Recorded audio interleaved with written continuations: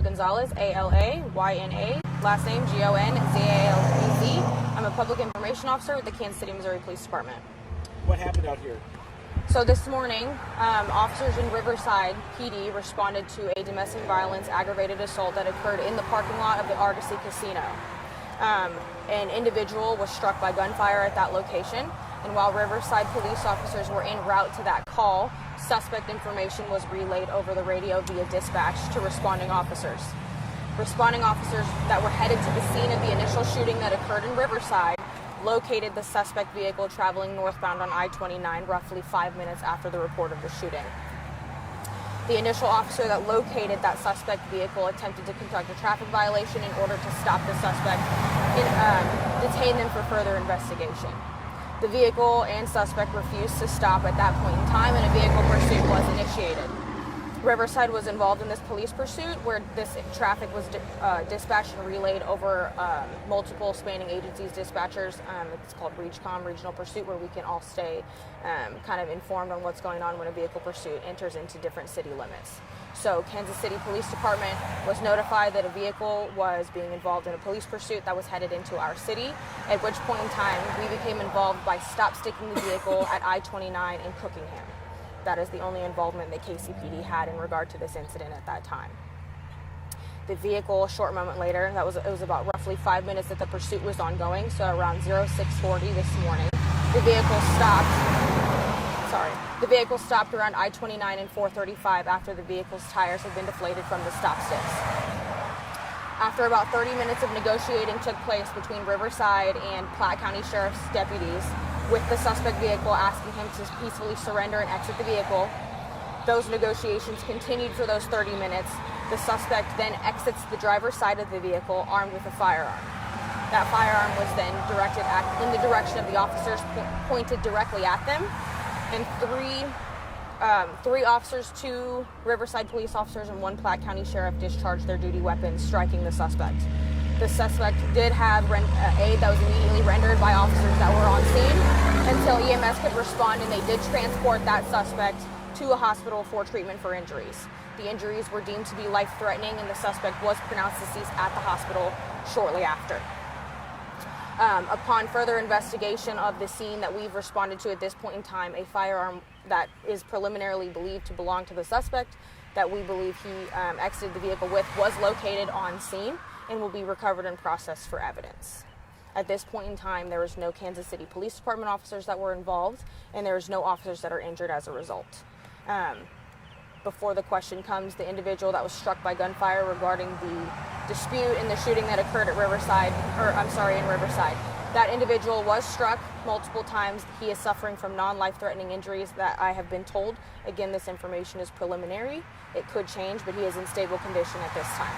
Is the man that was killed here, is he who you suspect shot the guy? Yes, the individual that was involved in the officer-involved shooting at this location was the only suspect that was identified and is preliminarily believed to be the suspect involved in the Riverside shooting. You said domestic. Are they related in any way? Is there what the relationship is? So it is a domestic dispute. It sounds like it might have been a wife, a husband, and a wife, husband, ex-husband, and then new partner that were involved. Yep. How many people were in the vehicle when this occurred? So the information that I was told at this point in time, again, that was the suspect that was involved, that was inside of the vehicle when we responded. Is that a personal vehicle or like a rental? It is a rental vehicle. Yes, the suspect was in a rental U-Haul vehicle, and that's the vehicle that was pursued, and that was the vehicle that was observed and explained by witnesses and surveillance footage as the vehicle that the suspect entered after the shooting occurred. And how far did that pursuit happen once it was initiated and then ended? So it was a very short period of time. It started at the suspect left the Argosy Casino. I'm not entirely sure where he was identified en route from the Riverside officers that were responding to the call. I know it was roughly 5 minutes following the dispatch time of the shooting, and then the pursuit lasted an additional 5 or so minutes, and it was all northbound up I-29. Were there any license plate readers involved in this at all? I'm not sure. I mean, of course, we're going to utilize every resource that we can to make sure that we're positively IDing somebody. We did have surveillance footage that captured the incident that officers were able to review beforehand. There was also several witnesses that were on scene that were able to provide accurate suspect information. At which point in time, that vehicle was located after the information was relayed via dispatch, and then we attempted to, or I shouldn't say we, I apologize, officers attempted to stop that vehicle. Yeah. Obviously, there's all kinds of case law that determines use of force and that kind of thing. Can you talk about the use of force in this situation? Can you talk about the use of force in this situation? You can just answer to Martin, that's fine.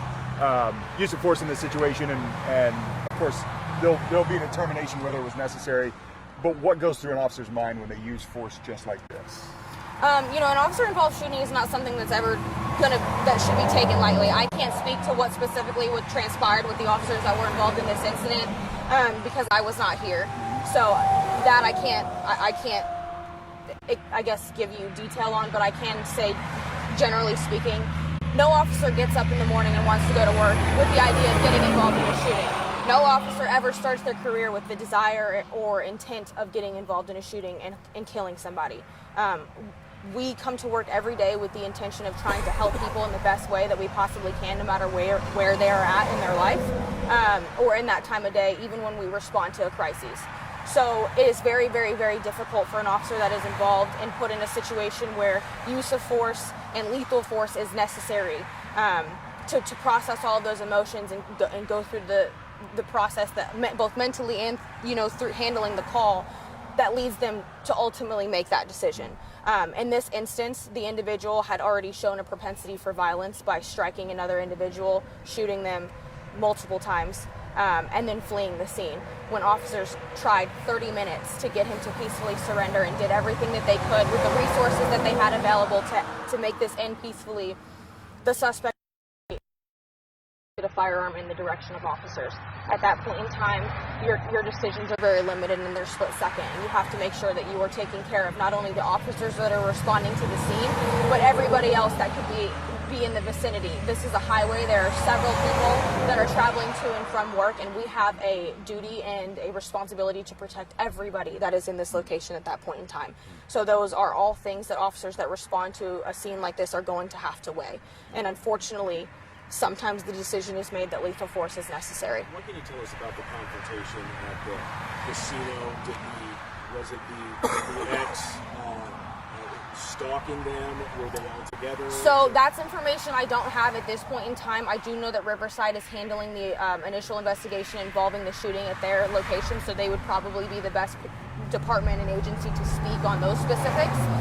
But I do know that it was a domestic violence situation that resulted in an individual being struck by gunfire, and then the pursuit was initiated and ended this location. So do you know if the man who was killed, was that the ex-husband or is that the new partner? Preliminarily, he is believed to be the ex-husband, yes. Do we have an ID for him? I don't have any information other than everybody that was involved is an adult. And the person that was shot, that was the new partner, is that right? That's what preliminarily the investigation is leading us to believe that the individual that was struck by gunfire in Riverside is the new partner. Correct. A man. Yes, yeah, correct. Got it. Yep. Yeah. I'm sorry, you had a question? They're just gonna ask suspect ID. We don't have that information just yet. Yep. But as soon as that information becomes available, we'll make sure to get it to you. What's your takeaway from all this? I think officers came out, they responded quickly, they prevented an individual who was involved in a very unnecessary violent assault from having further extensive injuries that would have resulted in death. So I commend the officers for their quick reaction to getting to that scene and getting that individual the life-saving measures and medical care that they needed. I think every possible opportunity to utilize the resources that we have available to try to de-escalate this situation in every way possible was utilized. And at the end of the day, we cannot decide what an individual decides to do and how they decide to handle themselves. At which point decisions needed to be made to keep everybody in the vicinity safe. And I think the officers that responded did a wonderful job in doing that and making sure that nobody else was hurt.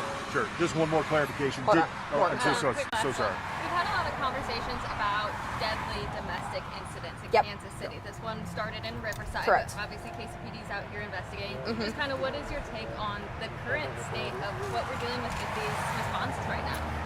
Domestic violence incidents are something that are very, very difficult to handle in the sense that they begin in the home, and it's not something that we can necessarily step into and directly meet until we are notified of the incident. Of course, when something becomes brought to our attention, we're going to do everything that we can to meet people where they're at and provide those resources. That's why Chief Graves put on that press conference that she did a couple weeks ago to show the community that they do have a lot of support and a lot of people that are available to get them the assistance that they need when they are involved in some kind of domestic violence or unsafe situation at home. That is something that we take very seriously, and we want people to know that we're never going to stop working and we're never not going to be there to answer the call.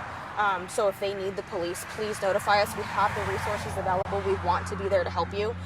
We just have to, you have to give us that initial information. I know that people are scared sometimes and they have to be in safe situations. Again, we will meet them where they are at, and we will do everything that we can to get them the help that they need without putting them in further jeopardy. Did the suspect fire his weapon here? That is something that we're still working to determine. It's still very preliminary, but they are working on figuring that out. Can you say which agencies were involved in total? So there were 2 Riverside police officers and 1 Platte County Sheriff deputy that was involved in the shooting. Correct. KCPD's only involvement. We are the investigating agency at the request of the Riverside Police Department, and we did assist with stop sticks in deflating the vehicle's tires, but that is the only involvement that Kansas City, Missouri has in this case. Is there an assist the officer call that went out as well? I don't have. That's not information I've been made aware of. Yeah. No, we are the investigating agency, Highway Patrol. Highway Patrol is on scene. We all respond. It happened on the highway. We're all going to kind of be here to make sure that we cross our T's and dot our I's, make sure that the investigation is rock solid. But Kansas City, Missouri Police Department is investigating. Highway Patrol is not investigating this incident. Any estimate on time when the highway reopens? It will probably be several hours. I don't have that, but that is something that we can look into, and Highway Patrol might actually be the ones that will be able to provide those updates as far as how long the highway will be closed for. But I would expect several hours for traffic to be disrupted in the northbound. And the one victim who was shot, what is their status? In the Riverside, he is stable condition, and I believe non-life threatening at this time, but again, that's very preliminary. Yep.